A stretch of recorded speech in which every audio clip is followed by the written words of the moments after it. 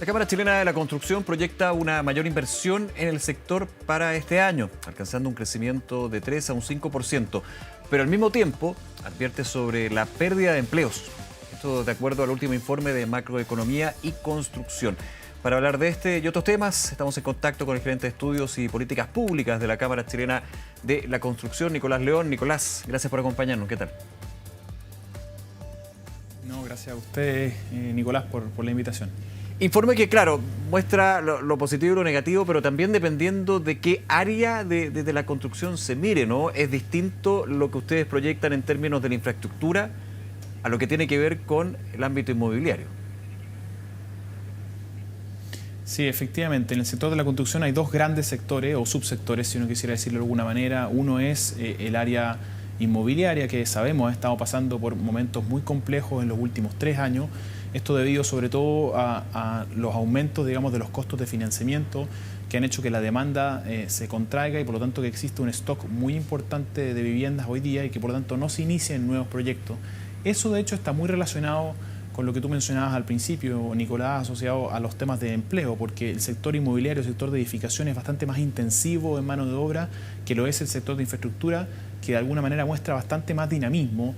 Vemos que hay inicio de nuevas obras asociadas, por ejemplo, a proyectos de minería, a proyectos de energía que están desarrollándose sobre todo en el norte de Chile, y eso tiene un efecto de mayor activación y empuja las cifras a terreno positivo, no así en cambio en lo que tiene que ver con el sector de edificación, que como tú bien adelantabas, todavía sigue en un momento de crisis.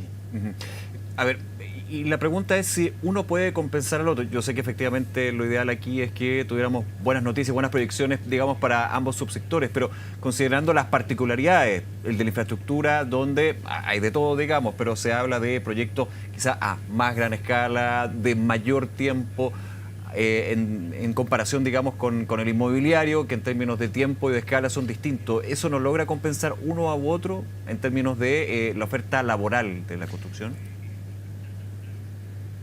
Bueno, de hecho nosotros en lo que es inversión en construcción general, tú lo adelantabas al principio, nosotros estamos haciendo una proyección de un crecimiento de un 4%, digamos. Entonces, de esa manera sí efectivamente hay una compensación, porque de hecho los proyectos de infraestructura en general son proyectos que tienen un volumen mayor de inversión, digamos, pensemos en hospitales, en carreteras, en puertos, pero también en los proyectos asociados, por ejemplo, a la minería y la energía. Lo que pasa es que los proyectos más bien asociados a las obras de edificación residencial, sobre todo, son bastante más intensivos en mano de obra. Entonces, independiente de que tengamos mayor dinamismo por el lado de infraestructura, las cifras de empleo siguen viéndose perjudicadas hasta que no veamos inicio de obra nueva en el sector inmobiliario, que es justamente el que hoy día está más rezagado. Ahora, lo que tiene que ver con obras de infraestructura, ¿cuáles son los factores, Nicolás, que muestran un episodio más positivo? Y también preguntarte un poquito atrás, ¿cómo está actualmente y cómo ha sido? Porque siempre se habla de que está todo bastante paralizado. ¿Es más que una percepción, es un hecho? Bueno, acá hay que diferenciar. Tenemos por un lado lo que es infraestructura pública. Eso ha tenido durante los últimos años un cierto dinamismo porque el Estado ha tenido un rol más bien contracíclico, teniendo presupuestos bastante expansivos, claro, ¿no?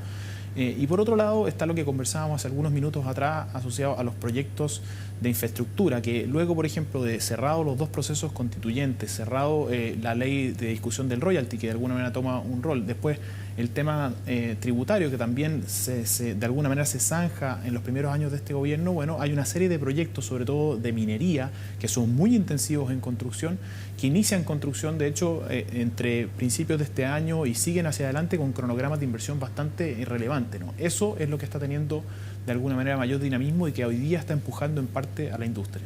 Ahora, pero ya mirando hacia el próximo año, Nicolás, vuelvo a infraestructura, se nota que hay más proyectos en carpeta, más prospectos, digamos, para que se vaya apuntando la inversión de una manera sostenida en los próximos años. Sí, de hecho uno mira los datos que nos entrega la Corporación de Bienes de Capital o también, por ejemplo, los proyectos que ya han ingresado al Servicio de Evaluación de Impacto Ambiental, que son proyectos, intenciones de proyectos que deberían ir avanzando hacia adelante, las cifras son positivas. El tema es que eso implica que tienen que concretarse esos proyectos, claro, ¿no? Y de ahí donde toman tanta relevancia las discusiones que hemos estado suscribiendo como país en los últimos tiempos, asociado, por ejemplo, a la ley de permisos sectoriales, a los temas de hallazgos arqueológicos, los problemas de burocracia en general, los temas de certeza jurídica. Todos ellos configuran que un proyecto termine siendo efectivamente construcción y por lo tanto que genere el efecto que nosotros esperamos, por ejemplo, en temas de empleo. Sí, dentro del informe ustedes establecen, y voy al subsector de la vivienda, ¿no? En 2025 la venta de vivienda privada, mayormente adquiridas con crédito hipotecario, continuará siendo afectada por factores locales, el comportamiento de la economía, el mercado laboral, el costo y condiciones de acceso a financiamiento, además de factores internacionales. Pero ya la presión de los factores internos, digamos, es lo que de alguna manera muestra un panorama negativo o por lo menos no optimista. Sí, lo que pasa es que en Chile, al menos durante los últimos 10 años, hemos tenido un encarecimiento sostenido de la vivienda asociado a los factores que están de costo detrás de la vivienda, ¿no? Pensemos en el encarecimiento del suelo asociado a las normativas, los planes reguladores, en fin, los costos de los materiales, los costos laborales. Hay una serie de normativas nuevas que se han ido aprobando, más de 200 de hecho en los últimos 10 años, por ejemplo el IVA. Bueno, todos esos factores han hecho que el precio de la vivienda crezca con mucho más fuerza que el ingreso de las familias, también porque los ingresos han estado relativamente planos, porque el país no está creciendo con la vigorosidad que crecía anteriormente. Entonces, esa brecha hace que el mercado potencial, digamos, que puede acceder a una vivienda se haya ido achicando. Si a uno a eso le suma el incremento del costo del financiamiento asociado, bueno, al aumento de las tasas de interés, también de la inflación, asociado, por ejemplo, a los retiros de fondos de pensiones, en fin, a todos esos factores que tuvieron un encarecimiento del financiamiento, termina generándose una reducción de la demanda que es, de alguna manera, la causante de los problemas que hemos estado viendo en el sector inmobiliario en los últimos años. Ahora, ¿en qué se concentra esta restricción del financiamiento, Nicolás, con respecto a la vivienda actualmente?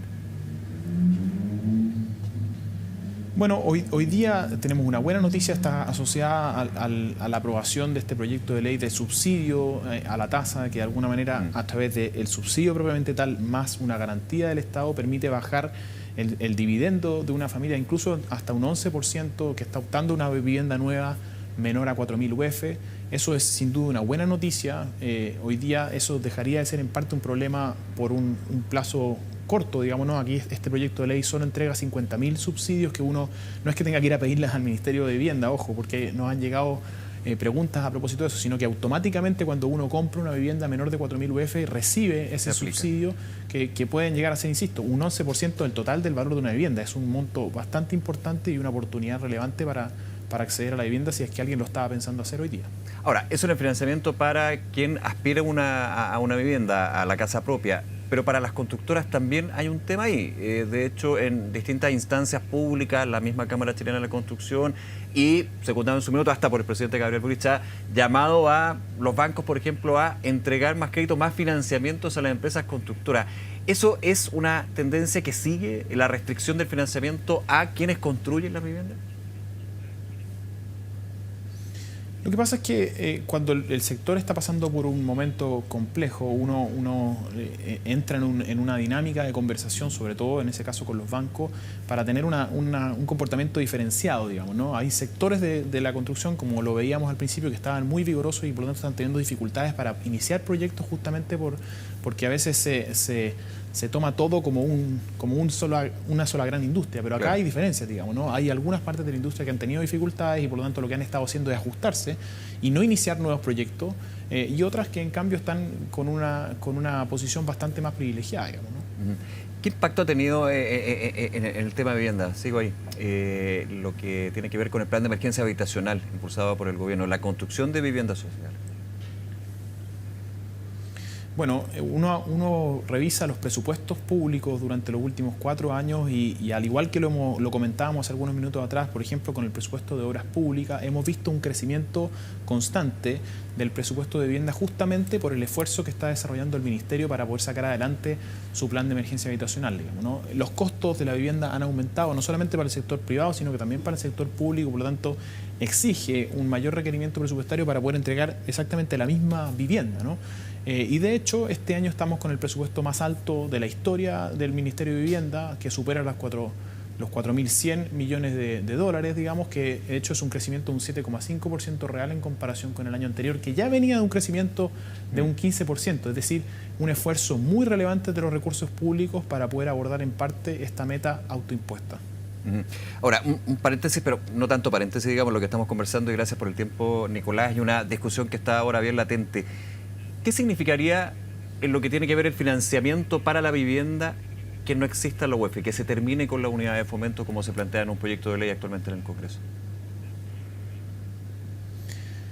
Bueno, la verdad es que a mí me parece que es una muy mala medida la que se está proponiendo, en el sentido de que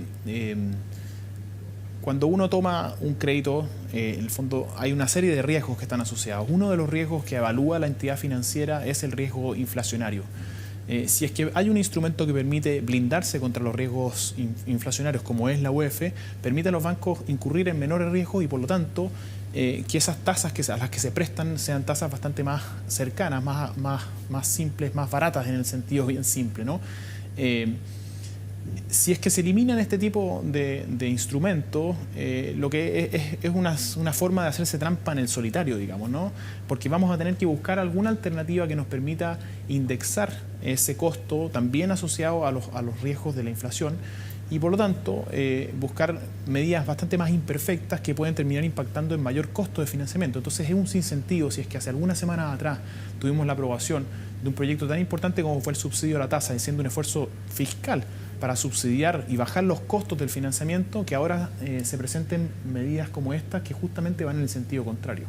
De alguna manera pensar, y los efectos prácticos, digamos, estamos solamente con lo práctico de, se eliminó la unidad de fomento, la UEF, por ejemplo, la tasa que ofrece el Banco del Crédito Hipotecario podría llegar a aumentar de sobremanera con respecto al que actualmente uno le podrían entregar, o también los plazos, digamos, de ese crédito.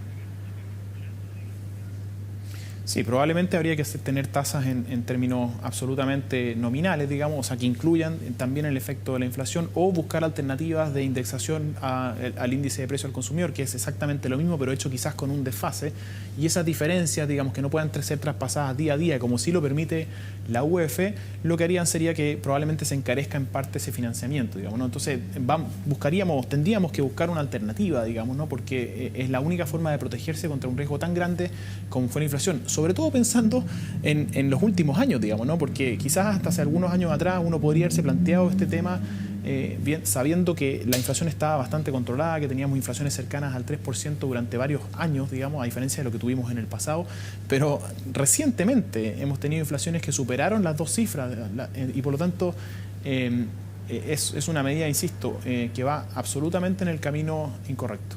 Por último, Nicolás, vuelvo de lleno al informe.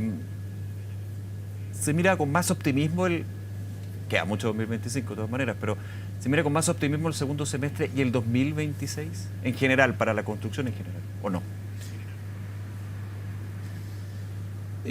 Bueno, la verdad es que las cifras que nosotros estamos presentando hoy día no difieren de lo que presentamos a principio de año. Nosotros proyectábamos ya un crecimiento del orden de un 4% para este año. Hacia el próximo, bueno, hay una serie de factores, sobre todo internacionales. Hemos visto lo que ha pasado con los temas arancelarios, que por de pronto en el corto plazo no tendrían un efecto porque la mayoría de los proyectos de construcción ya están en ejecución. Pero bueno, si esto se avanza y se perpetúa, probablemente podrían haber empresas, por ejemplo, del área de la minería, que dijeran, bueno, yo no tengo interés de desarrollar en parte estos proyectos porque dado este arancel quizás no tengo la disponibilidad de vender ese cobre que estaba pensando vender, por ejemplo, ¿no? Entonces, ese tipo de efectos más de mediano o largo plazo son hoy día difíciles de predecir y por lo tanto de tomar con mayor optimismo o pesimismo un año como el 26 o 27, digamos, ¿no?